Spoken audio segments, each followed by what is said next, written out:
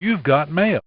Hello, it's Congresswoman Michelle Lujan Grisham, and this is another installment of Michelle's Mailbox. I want to thank everyone who's been writing, calling, and emailing, particularly now, and focused on what we're going to do to avoid a government shutdown. And what I thought I might do in this installment is talk a little bit about what's happened, where we are, and let you know that I'm fighting and doing everything that I can to make sure that we don't have a government shutdown and we don't provide more negative impacts to New Mexico and District 1.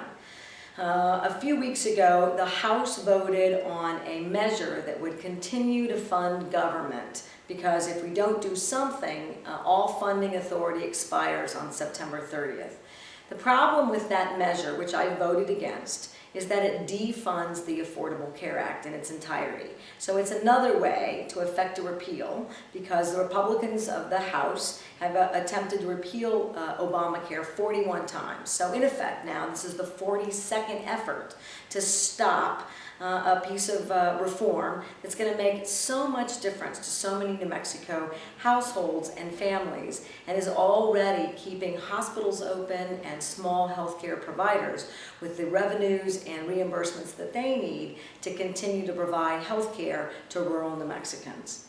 It's critical that we keep the government running to make sure that states like New Mexico can support their 27,000 federal workers, that our parks stay open, that our Head Start programs stay open, that we aren't furloughing any individuals, that defense contractors have their contracts fully executed and the last payments of their fiscal years paid.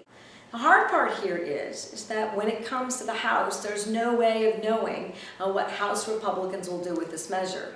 What I want you to know is that every moment, every effort, we are fighting to make sure that we're working hard across the aisle to create an environment so that we can pass this continuing resolution.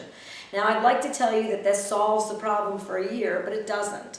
It's a temporary measure while we still look at whether or not the Senate and the House can come together, pass a budget and appropriations bill. They're still working, and I appreciate that. We have to keep working on making this right.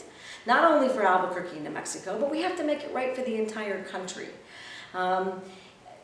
And I appreciate the Senate is clear that a state like New Mexico needs these federal investments and that we, as New Mexicans, recognize the dire, devastating impact of having 27,000 employees not clear about whether or not they can continue to go to work, whether or not that they will get a full month's pay, whether or not they could even return to work after a week or two or three or a full month. There are too many unknowns, all of which point to fairly significant and serious consequences. So thank you. Thank you for being concerned. Thank you for recognizing that shutting down the government is not a pathway forward. It's not going to get this country back on its economic feet. We've got to keep the government open. We must pass a continuing resolution, and we must keep fighting towards the day, the effort, the environment where both houses can pass a budget and an appropriations bill. That's a balanced effort at making sure that we do something to reduce the federal deficit, but we're investing in America's and New Mexico's economy. Thank you very much for tuning in and watching. Thank you very much for communicating with us, and I look forward to seeing you when I'm back home in the district, whether that's in Bernalillo, Sandoval, Santa Fe, Torrance, or Valencia County. And as important, I also appreciate all of you who have come to see us here in Washington, D.C. This is your office, and I appreciate when you come here to share your stories and your concerns. Thanks again.